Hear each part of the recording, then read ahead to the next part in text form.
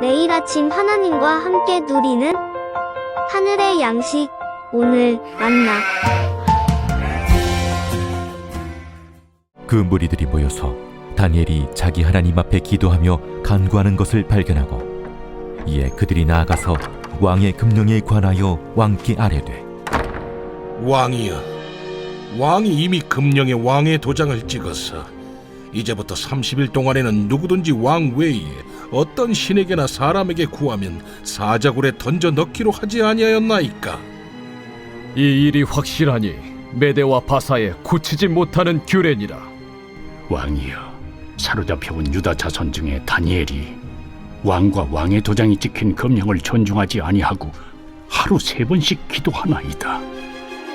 왕이 이 말을 듣고 그로 말미암아 심히 근심하여 다니엘을 구원하려고 마음을 쓰며 그를 건져내려고 힘을 다하다가 해가 질 때에 이르렀더라.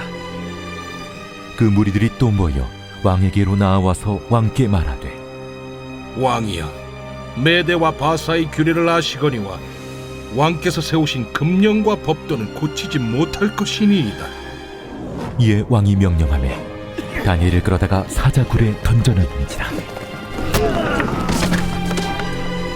왕이 다니엘에게 이르되, 내가 항상 섬기는 너의 하나님이 너를 구원하시리라. 이에 돌을 굴려다가 굴 어귀를 막음에 왕이 그의 도장과 귀족들의 도장으로 봉하였으니 이는 다니엘에 대한 조치를 고치지 못하게 하려 함이었더라. 왕이 궁에 돌아가서는 밤이 새도록 금식하고 그 앞에 오락을 그치고 잠자기를 마다하니라. 이튿날에 왕이 새벽에 일어나 급히 사자굴로 가서 다니엘이 든 굴에 가까이 이르러서 슬피 소리질러 다니엘에게 묻되, 살아계시는 하나님의 종 다니엘아, 내가 항상 섬기는 내 하나님이 사자들에게서 능히 너를 구원하셨느냐? 다니엘이 왕에게 아뢰되, 왕이여, 원하건대 왕은 만수무강하옵소서. 나의 하나님이 이미 그의 천사를 보내어 사자들의 입을 봉하셨으므로 사자들이 나를 상해하지 못하였사오니 이는 나의 무죄함이 그 앞에 명백함이오며, 또 왕이여, 나는 왕에게도 해를 끼치지 아니하였나이다. 왕이 심히 기뻐서 명하여 다니엘을 굴에서 올리라 하매 그들이 다니엘을 굴에서 올린즉 그의 몸이 조금도 상하지 아니하였으니 이는 그가 자기의 하나님을 믿음이었더라.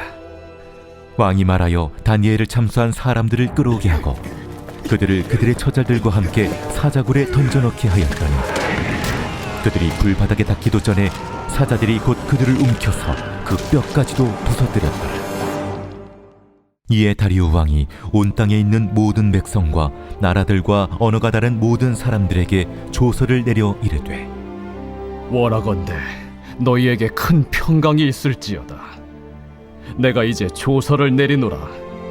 내 나라 관할 아래에 있는 사람들은 다 다니엘의 하나님 앞에서 떨며 두려워할지니 그는 살아계시는 하나님이시요 영원히 변하지 않으실 이시며 그의 나라는 멸망하지 아니할 것이요 그의 권세는 무궁할 것이며 그는 구원도 하시며 건져내기도 하시며 하늘에서든지 땅에서든지 이적과 기사를 행하시는 이로써 다니엘을 구원하여 사자의 입에서 벗어나게 하셨음이라. 이 다니엘이 다리우 왕의 시대와 바사 사람 고레스 왕의 시대에 형통하였더라.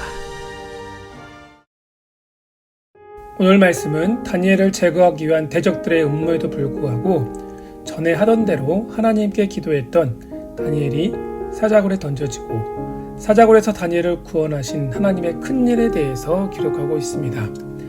본문에서 사건의 발단의 핵심은 다니엘이 왕의 조서를 어기고 하나님께 기도하는 것인데요.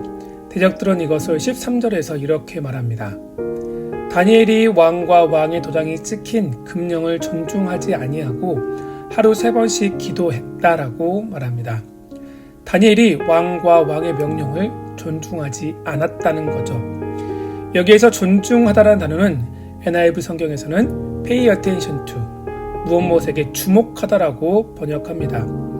다니엘은 왕이나 왕의 명령보다 하나님을 더 주목했기 때문에 조서에 왕의 도장이 찍힌 줄 알았지만 이에 굽히지 않고 전에 하던 대로 3번씩 하나님께 기도할 수 있었습니다. 그리고 대적들의 눈에도 다니엘은 왕보다 하나님을 주목하는 사람으로 비춰졌습니다.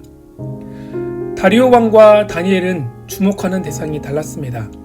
다리오는 당시 절대 권력을 가진 대제국의 왕으로 철저하게 자기 자신을 존중하고 주목하는 사람이었어요.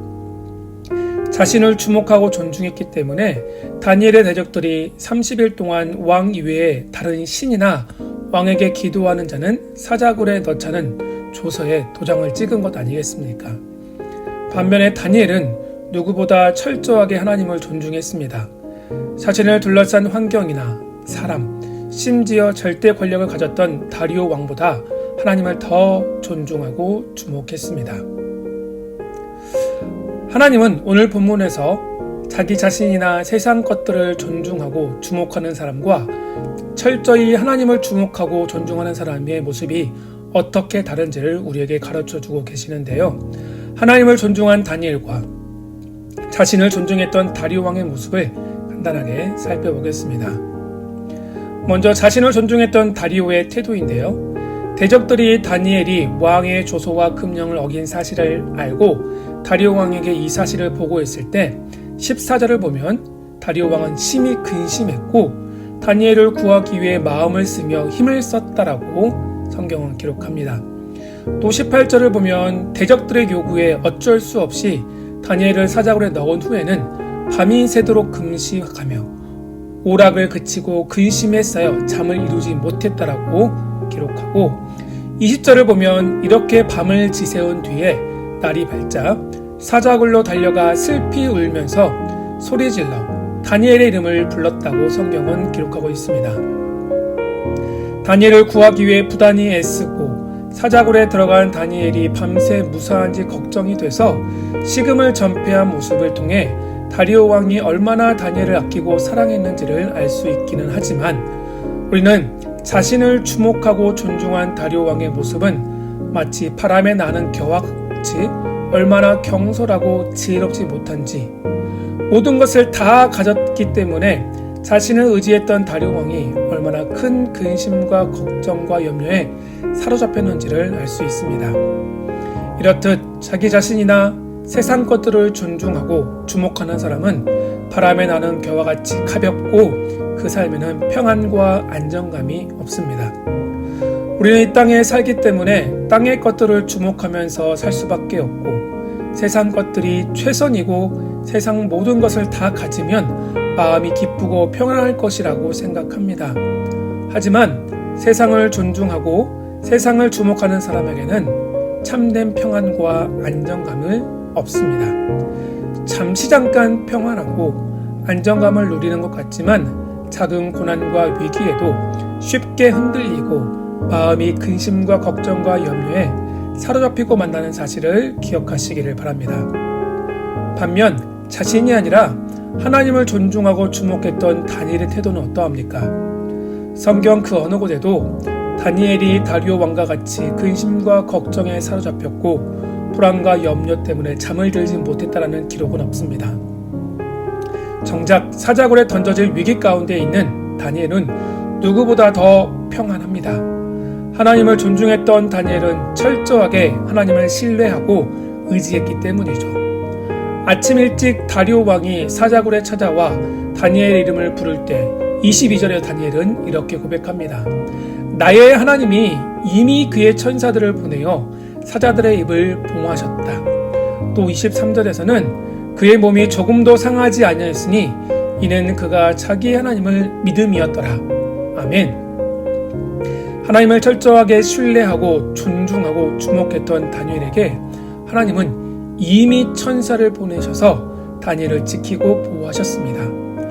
이렇게 우리 하나님은 하나님을 존중하는 자에게 임의의 은혜를 허락하십니다. 하나님의 말씀을 존중하고 모리아산에서 하나뿐인 아들 이삭을 드렸던 아브라함을 위해 하나님은 이미 순양을 준비하셔서 여호와의 일에 하나님을 보여주셨듯이 하나님을 존중하고 하나님의 말씀을 주목할 때 하나님은 우리가 생각하는 것보다 먼저 우리가 생각지도 못할 크고 놀라운 일을 행하시는 것을 믿으시기를 바랍니다.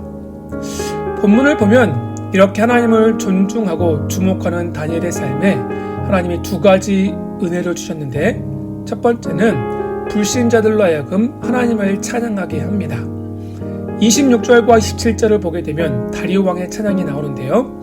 하나님은 살아계시고 영원히 변치 않으시며 그의 나라는 멸망하지 않고 그의 권세는 영원하며 자기 백성을 구원하시고 기사와 이적을 행하시는 분이라고 찬양합니다. 두 번째는 28절에 보면 하나님께서 형통케 하십니다.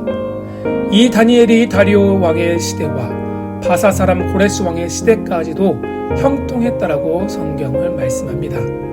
사랑하는 여러분, 우리 자신보다, 우리가 가진 그 무엇보다 하나님을 더 존중히 여깁시다.